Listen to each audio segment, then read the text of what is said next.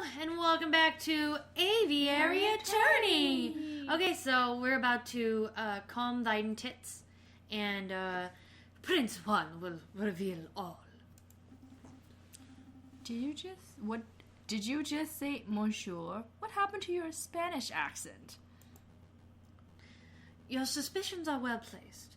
Juan Cuerdo is not my real name, and I am not a Spanish prince. That was just a persona I concocted for the purpose of getting arrested. So that was your real name? Yeah. So what is your real name? What's in a name? It's just an empty label, a vapid reflection of who we really are. Today I am Juan Cuerdo, the Prince of Spain. Tomorrow I may be Bruner Rare, a pauper living under the bridge of the Seine. But what does it change who I am or what I do? That didn't really answer my question. You're starting to sound like Nano. We're No. gonna start hearing chimes. I suppose it doesn't, or it didn't. But you're a smart bird, Monsieur Falcon. I suspect that you already know my real name.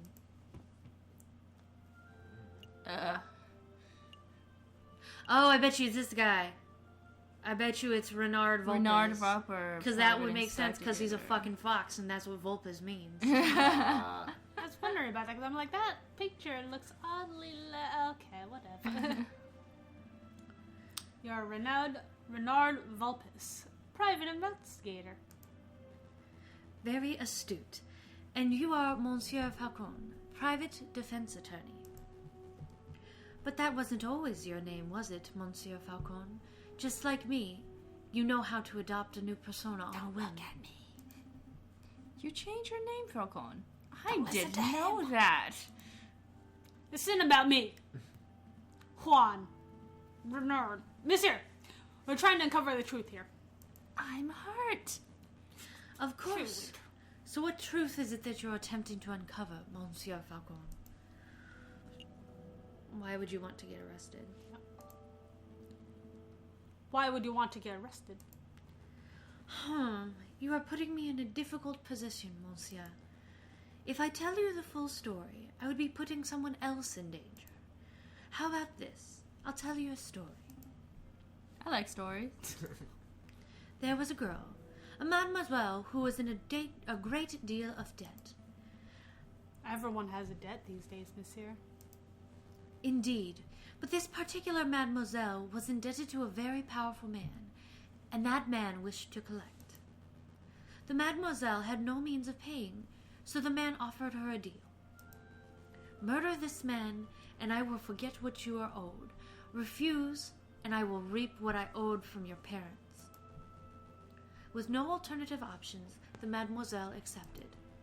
But another man, a gallant knight, with foolish, archaic notions of chivalry, heard the mademoiselle's story. The knight knew that the murder was inevitable, but he saw a way to take the fall in the mademoiselle's place. Do you understand what I'm saying, monsieur? I understand. I have no idea what you're talking about. What is it? Wow. Which one? I just want to pick the bottom choice just to hear what he has to say if we're like that Okay. dumb. Okay. To be honest, I'm completely lost. That's unfortunate. I thought I made the message fairly clear. Well, it doesn't matter. Let me give you a piece of advice, Monsieur Falcon. Sometimes the problem doesn't lie with the one on trial. Sometimes the problem lies within the justice system itself. I'm so lost. Me too. Mon Dieu, this is hopeless. Why don't we talk about something else? Nope. Not having more questions for you, Juan. I think we learned how to camp now. Really? I don't feel that we learned very much. Oh, Monsieur Falcon, before I forget, could you find Mousy and ask him whether the birds have successfully flown south for the winter? Whether the birds have flown south. What is this? Some sort of code? The eagle has landed? Yes. Something like that. But rest assured, monsieur, this does directly pertain to the case. Well, if we have the time, I'll be sure to let Mousy know. Let's make a move, Sparrowson. Trial day is approaching. Right. Okay, so I don't remember where we first met Mousy. In our own house. Was That's it? where we met him. Oh, Because he came to us, Only remember? go to the... we have to go to the trial. Yeah. We can't get any more Wow. evidence. Wow. This is really Damn. bad. We might Yeah. fail this one. We will riggy our way through it, right, Falcon? You do this. Yes. I know exactly what I'm talking about. I always know exactly what I'm talking about. See there? Sparrowson? Yes, there you go. See? Confidence. Once again, Falcon and Sparrowson find themselves waiting outside the doors of the Tribunal de Grande Instance. Are you feeling nervous, Falcon? Yes, nope, ... Nah. Never. Jesus. Actually, I think I might have a handle on the case. All the pieces are coming together nicely. Why are you laughing, Sparrowson? Awesome! Let's demonstrate that pompous prosecutor with walls of evidence Yeah. that we don't fucking have. So good. So good. Signor Falcon, I trust that everything is in order. Absolutely. Absolutely. Sorry, I got distracted there because I'm got such a handle on this case. I have every intention of bringing the truth to light in this trial. Ah, such confidence. That's magnificent to see. And bringing to the truth to light, you say? An admirable goal. No more. Just, no more jousting at imaginary giants. Alia, keep your yammering, doors open, and stupid bitches. Okay. Here we go. Buena suerte, Signor Falcon. We will. Gonna lose. Good luck. Hope it doesn't feel too bad when they hang ya. You ready? Ready. Carefully. I don't know how much physical evidence we could pick up Yeah. in this anyway. We're definitely missing a few things. That's for sure. But that's alright. Oh god. Oh man, how do I do this voice? JJ. Severin. Nervous. Why would I be nervous? I'm not nervous. I was calm as a cookie. You're the nervous one. The whole courtroom is nervous. Whoa, cool your feathers, Falcon. Terrible. You can't even maintain a stoic facade. I thought this trial would be the perfect opportunity for you to redeem your previous embarrassments. Fuck your shit up after. But if this is how you act before the trial's even started, Calm down. Why, you pompous tail posture Oh, there's a new judge. Order! Let's all settle down.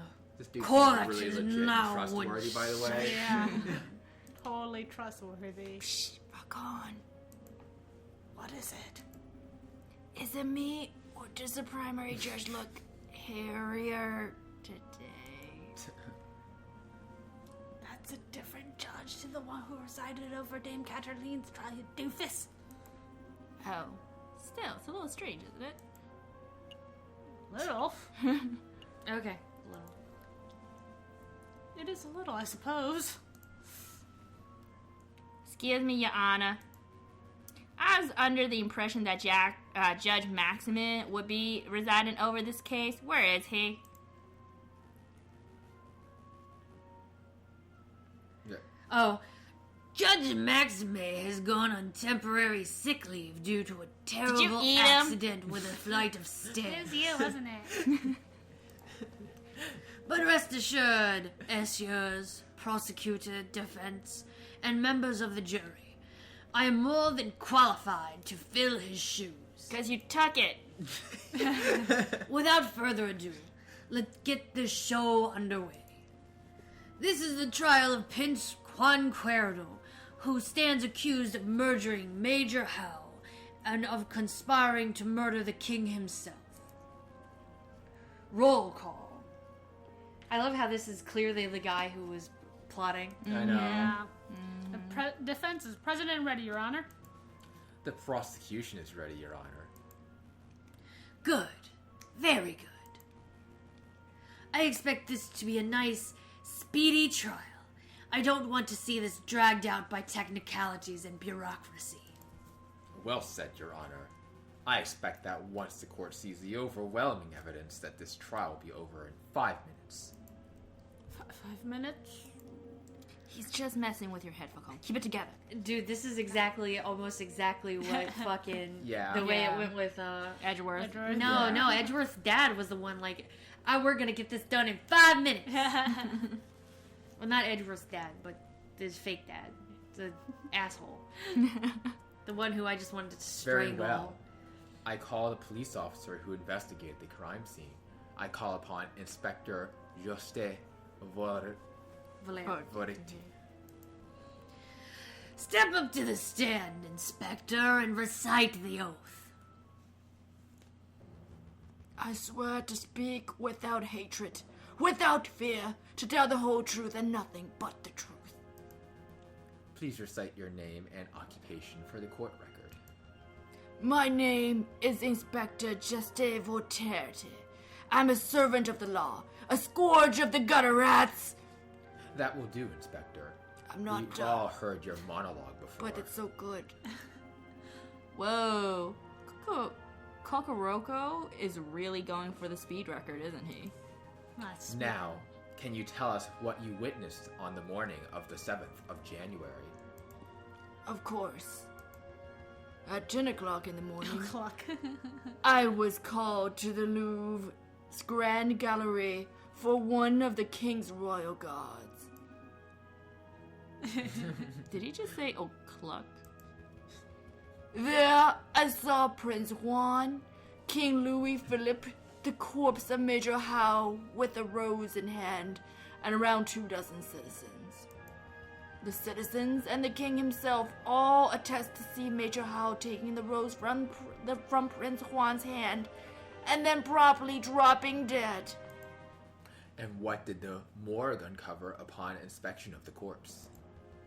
The coroner determined with absolute certainty that Major Howe died of poisoning.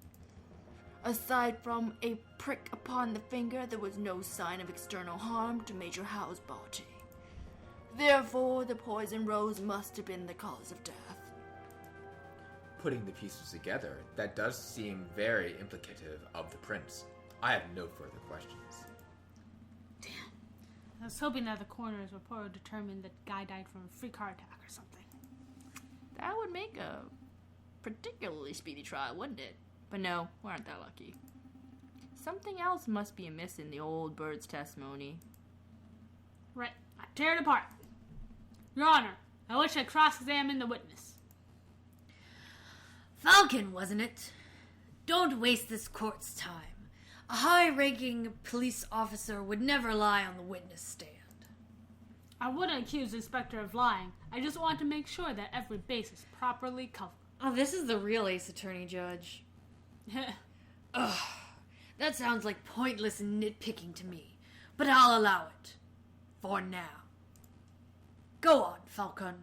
Do your cross-examination. Select a statement to question. Shit, what do we question? The Is it fact that he has no hands. I mean,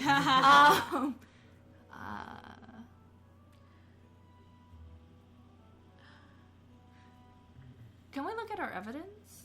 Sure. Let's see. Is this our evidence folder? This is our evidence folder. That's a people folder. People folder. I feel like, the.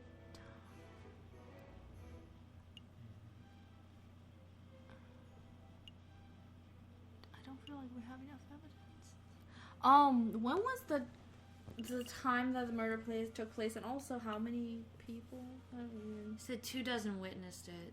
12 civilians is saying, and it's the fact that he was there at 10, and At 10 o'clock. the dude was already dead. Yes. And around 24 citizens. I'm kind of curious about the poisoning. Yeah. Yeah, that's the thing that hits me the Yeah, most, because too. Or saying that. And we were talking about wolfsbane. Yeah. Right. And I think that's probably where I should be going. That seems right. Inspector, you say that the coroner determined with certainty that Major Howe was killed by poison. Correct. He stated that the signs and symptoms were textbook. There's no possibility that his death was natural. What kind of poison was it? Yeah, that's what I feel like we should be asking. Good choice. Did the coroner mention specifically the kind of poison it was?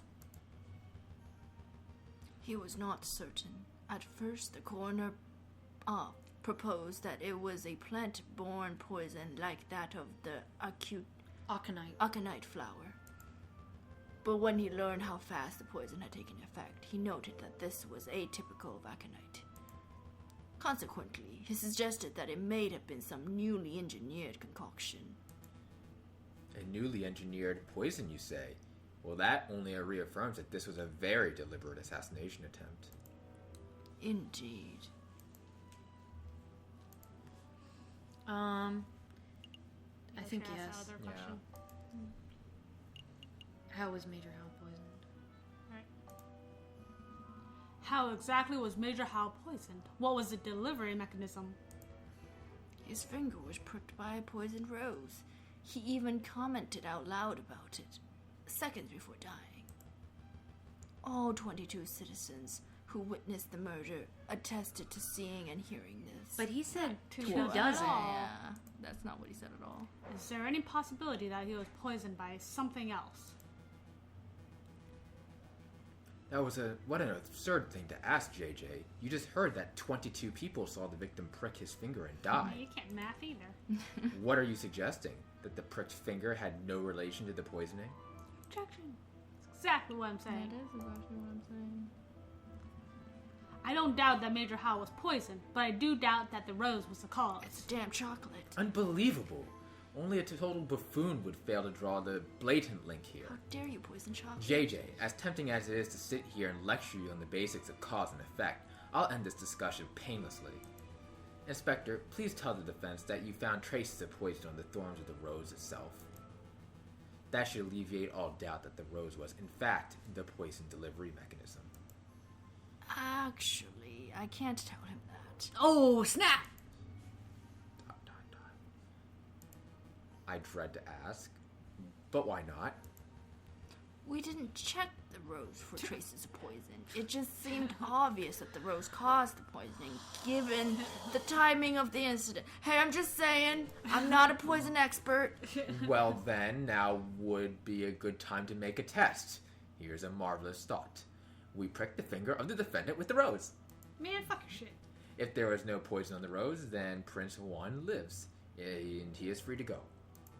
If the rose is poisoned, then the prince dies. But that's okay, because the punishment would be just and fitting for the crime. Actually, it sounds like a great idea. Let's go through with it. Yeah. A marvelous suggestion. What is this, a witch trial? This in America, Severin. Ouch. Shots Ouch. fired. Ooh. That's not how we do things here. Calm your feathers, JJ. It was clearly a joke. There are far more humane ways of testing the poison. I'm sure the inspector will perform his duty with due diligence.